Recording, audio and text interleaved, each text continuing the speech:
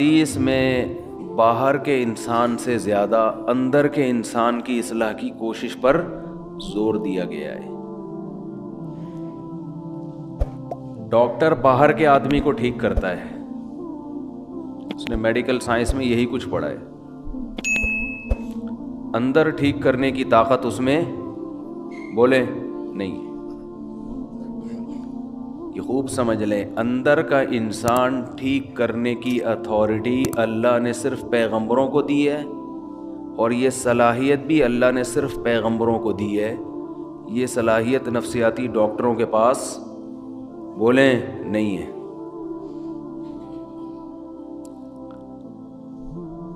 آج لوگ اپنا اندر ٹھیک کرنے کے لیے بھی ڈاکٹر سے رابطہ کرتے ہیں، سائیکولوجسٹ سے، سائیکیٹرک سے۔ یہ بہت بڑی مسٹیک ہے آپ کی۔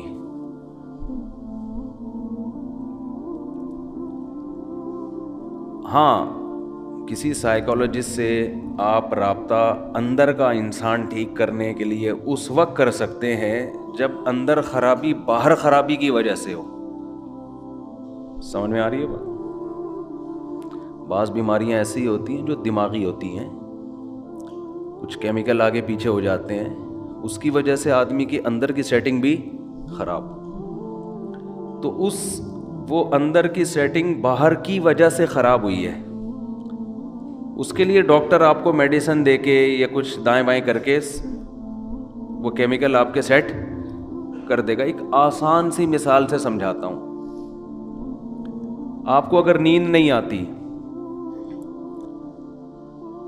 تو یہ باہر کی سیٹنگ کی خرابی ہے نا، دماغ، یہ باہر کی خرابی ہے نا، باہر کا آدمی خراب ہے، مشین خراب ہے، آپ کو نیند، دماغ کی کچھ بھی ہو گیا ہے،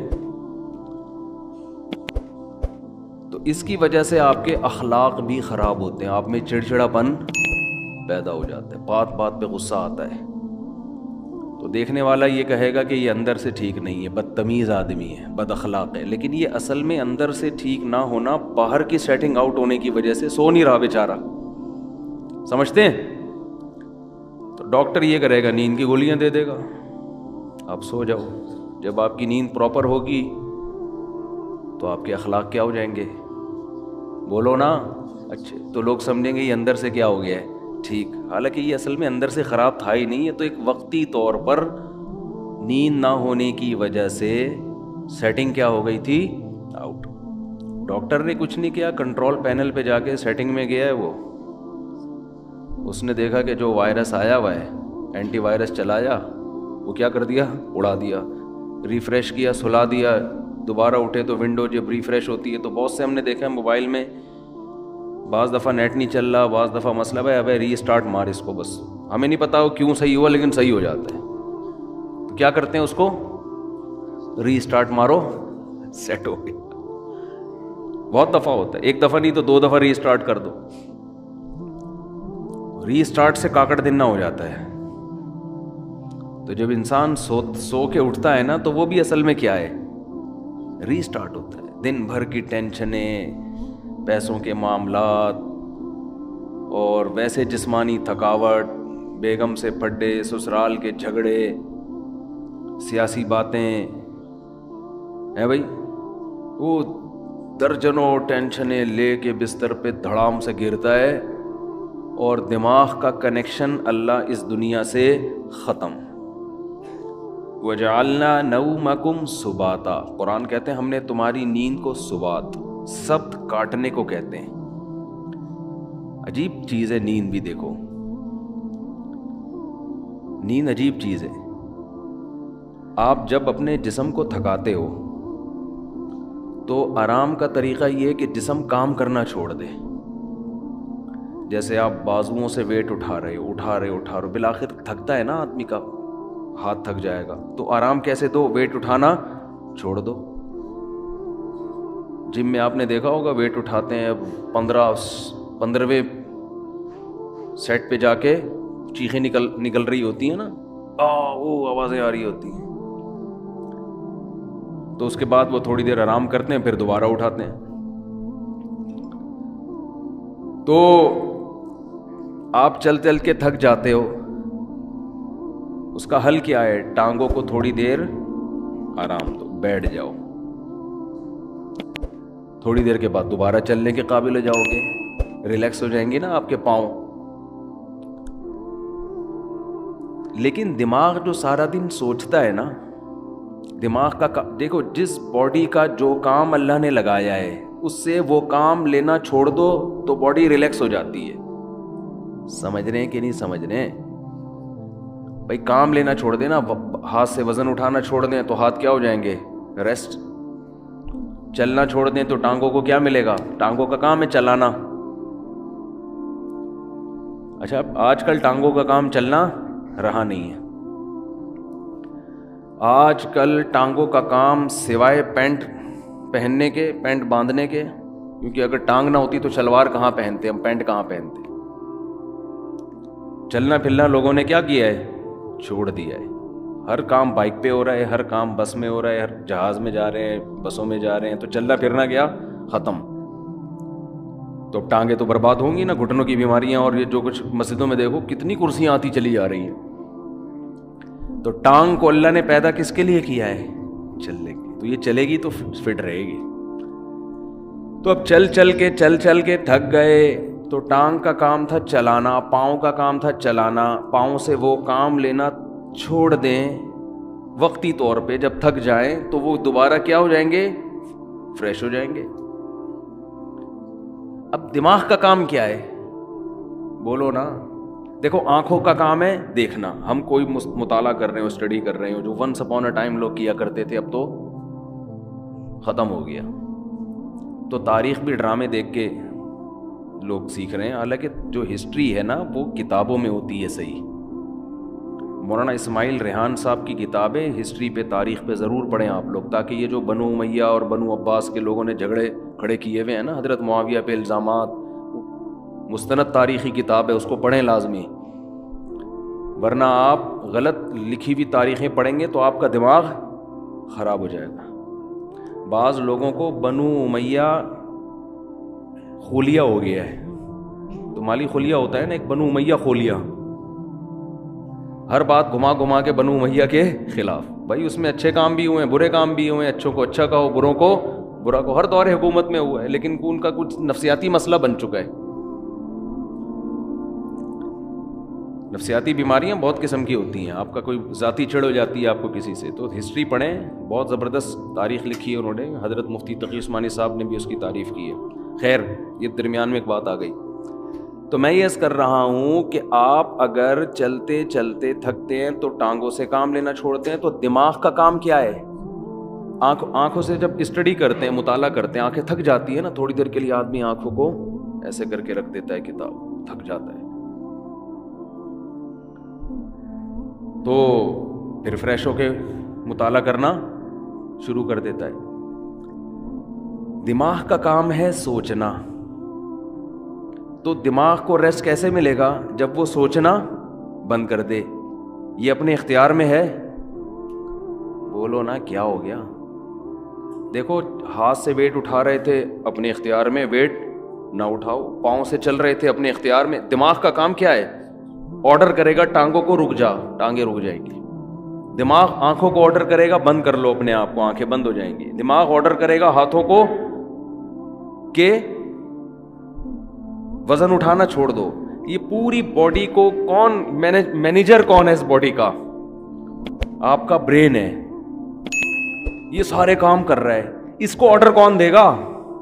اس کا تو کوئی باپ ہے ہی نہیں نا جو اس کو آرڈر دے۔ ارے جب دماغ ٹانگوں کو آرڈر دیتا ہے تو ٹانگیں کام کرنا چھوڑ دیتی ہیں۔ دماغ آپ کی زبان کو آرڈر دیتا ہے، بھائی بس کر، 1 گھنٹے کا بیان ہو گیا، ایک جمعہ ہمیشہ لیٹ ہو رہا ہے تو تھوڑا جلدی کر لے، بیان جلدی ختم کر لے۔ یہی ہوتا ہے نا، تو دماغ آرڈر دے گا تو زبان اگر بات سمجھ میں آئے گی اس کے دماغ کی تو رک جائے گی، نہیں سمجھ میں آئے گی تو چلتی رہے گی۔ لیکن آرڈر کون دیتا ہے؟ دماغ۔ دماغ کو جب سکون چاہیے تو اس کا طریقہ یہ ہے کہ دماغ سوچنا چھوڑ دے۔ تو دماغ کو سوچنا چھوڑنے کا آرڈر کون دے گا؟ دماغ دے گا کیا؟ آدمی اپنے سے بڑے کی بات مانتا ہے جو اس پہ آرڈر چلاتا ہے، دوسری بات، دماغ جب آرڈر دے گا تو اس یعنی دماغ اپنا ماتحت تھوڑی ہوگا. دماغ کو کوئی بھی آرڈر نہیں دے سکتا. دماغ کسی کی سنتا نہیں ہے. دماغ کو آرڈر وہ دے گا جو دماغ سے اوپر ہے، وہ اللہ ہے، اللہ کے سوا کوئی نہیں ہے.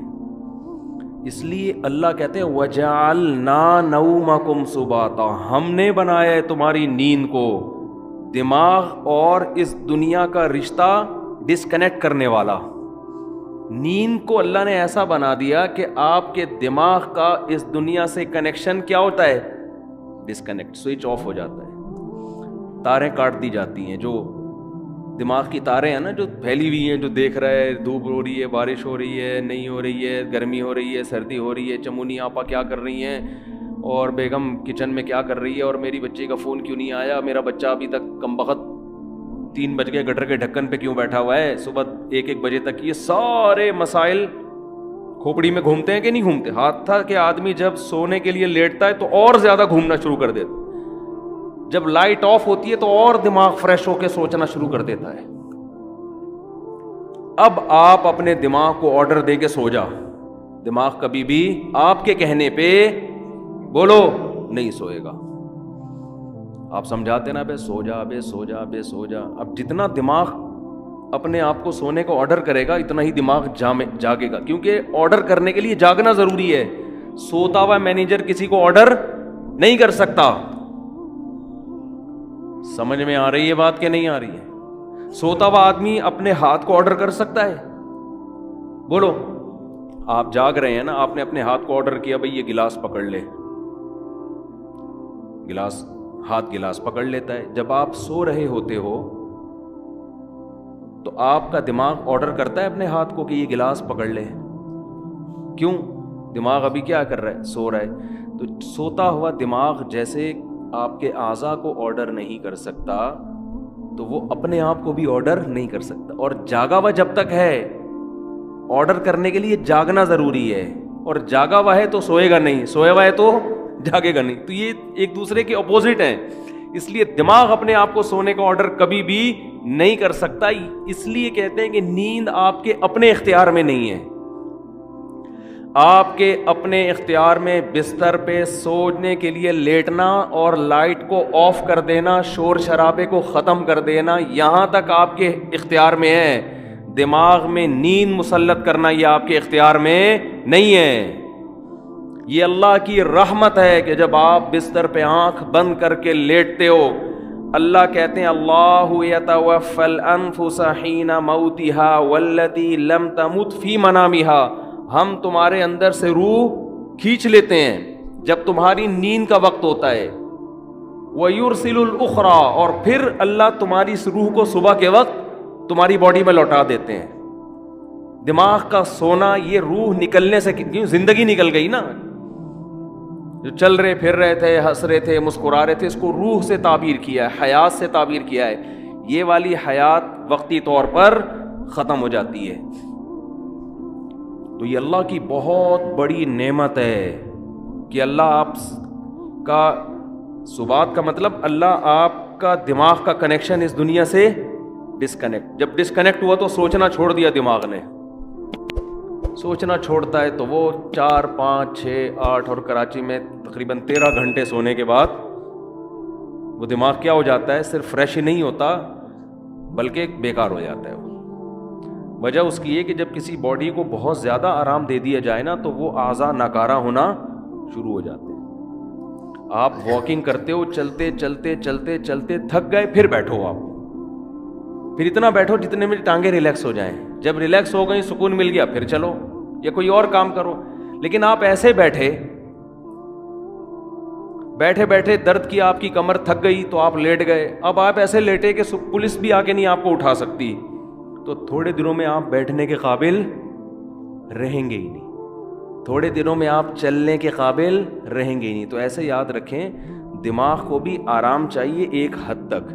اتنا سونا کہ دماغ کو جتنا آرام چاہیے تھا فریش ہو گیا، پھر سوئے جا رہا ہے، پھر سویا رہا ہے، تو اس کا مطلب دماغ میں سوچنے سمجھنے کی صلاحیت ختم ہونے والی ہے تھوڑے دنوں میں. بھینس میں سوچنے کی صلاحیت ہوتی ہے؟ ایک ہی جگہ کھڑے کھڑے کھڑے زندگی گزار دیتی ہے وہ. کیا خیال ہے؟ اگر اس میں سوچنے کی صلاحیت ہوتی نا وہ لاتیں مار مار کے بھگاتی ہے آپ کو, کم از کم ٹیکا نہ لگانے دیتی. کہتی ہے بھائی میرا دودھ نکال لیا, کھلا لیا, پلا لیا, بس صحیح ہے, 5 کلو 10 کلو بہت ہے تمہارے لیے. کتنا دودھ دیتی ہے مجھے تو پتہ نہیں, 10 کلو 15 کلو جو بھی ہے, اب کافی ہے. اب یہ کیا ٹھوک ٹھوک کے مجھے ایک نچوڑ میری ہڈیوں کا جوس کیوں نکال رہا ہے تو؟ بھینس کو کوئی ہوش نہیں ہوتا, استعمال ہی نہیں ہو رہا اس کا دماغ. سوچے گی تو دماغ سوچنے سے اس کی طاقت بڑھتی ہے, خوب سمجھ لیں. یہ جو بادام کھا کھا کے دماغ کی طاقت کو بڑھی, ابھی موضوع نہیں ہے, جلد کہاں نکل رہا ہوں میں اصل موضوع کی طرف جلدی سے آتا ہوں. ایک جلدی سے ایک صحت کی بات ہے نا, پارسل ہو جانی چاہیے. یہ خوب سمجھ لیں کہ آج کل جو صحت بنانے کے ٹوٹکے آپ لوگ یوٹیوب پہ دیکھ رہے ہو نا, یہ کھانے سے یہ چیز تیز ہوتی ہے, یہ کھانے سے یہ ہوتا ہے, کچھ بھی نہیں ہوتا اس سے. مرو گے کھا کھا کے, مر جاؤ گے. بم جیسے دھماکہ ہوتا ہے نا, ایسے ایک دن مر کے ہلاک ہو جاؤ گے. کھانا صرف اسی کے لیے ٹھیک ہے جو اپنی انرجی کو یوٹیلائز کر رہا ہو, ورنہ یہ جو کھا رہے ہو نا یہ گلے پڑ جائے گا, دنیا میں بھی آخرت میں بھی. مت کھاؤ یوٹیوب پہ دیکھ دیکھ کے کہ نہار مجھے اتنے بادام کھانے چاہیے, تو اتنا پستہ کھانا چاہیے, اخروٹ کھانے سے دماغ تیز ہوتا ہے, اور فلاں چیز کھانے سے, اور گاجر کا حلوہ سے خون بنتا ہے, اور اخروٹ کے حلوے.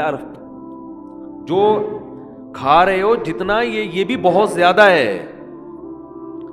ایک گلاس صبح دودھ پینے سے یہ فائدہ ہوتا ہے؟ نہیں ہوتا فائدہ بالکل ہی. یہ ان لوگوں کے لیے ہوتا ہے جو دودھ کو پھر یوٹیلائز کریں, انرجی کہیں کھپے تو صحیح. پورا ناشتہ آپ نے کر لیا ڈبل روٹی انڈوں پراٹھوں کے ساتھ, اس کے بعد ایک گلاس دودھ کی جگہ نہیں ہے اس میں, یہ کیلشیم نہیں پیدا کرے گا, یہ بیماریاں پیدا کرے گا. سمجھ میں آ رہی ہے کہ نہیں آ رہی ہے؟ گاجر کا حلوہ خون نہیں بنائے گا, شوگر کا بیمار کرے گا آپ کو. کھویا کھا رہے ہیں جی, بہت زبردست ہے صحت کے لیے. جتنی خوراک ہم کھا رہے ہیں, میں اگر قسم اٹھا کے بولوں تو جھوٹی قسم نہیں ہوگی, یہ چاہے آپ اس میں زیتون پی لیں, یہ زیتون بھی گلے پڑے گا آپ کے. زیتون کی بھی ایک حد تک ہے نا. سب سے پہلی بات تو یہ کہ آپ کر کیا رہے ہیں. میں ایسے طاقتور لوگوں کو جانتا ہوں, ان کی خوراک اتنی تھوڑی ہے کہ آپ کہو گے یار اس تکلف کی آپ کو ضرورت کیا ہے. ٹھیک ہے, تو جیسے خوب ذہن میں رکھیں, انسان کی میں صحت بنتی ہے ورزش کرنے سے, ایکسرسائز کرنے سے. تھوڑا کھائے اچھا کھائے, یا تو جم جا رہا ہو نا, کوئی اتنے ڈنڈ پیل رہا ہو پھر بکرے پھوڑ دے, کوئی مسئلہ نہیں ہے. اتنا زیادہ ایکسرسائز کر رہا ہو جیسے یہ جم والے کر رہے ہوتے ہیں, پھر بکرے کھا لیں, کوئی اپنے خرچے پہ اگر کھا رہے ہیں. لیکن آپ کے لیے بکرے کا گوشت, مچھلی, دودھ, مکھن اور وٹامن ڈی کے لیے اور پتہ نہیں کیا کیا لے رہے ہیں, یہ کوئی اس سے اور مرو گے, برباد ہو جاؤ گے, اس کا کوئی فائدہ نہیں ہے. تو یہ جب ہے جب آپ کی انرجی استعمال, ورنہ اتنا کھاؤ بس جتنا چل رہے ہو.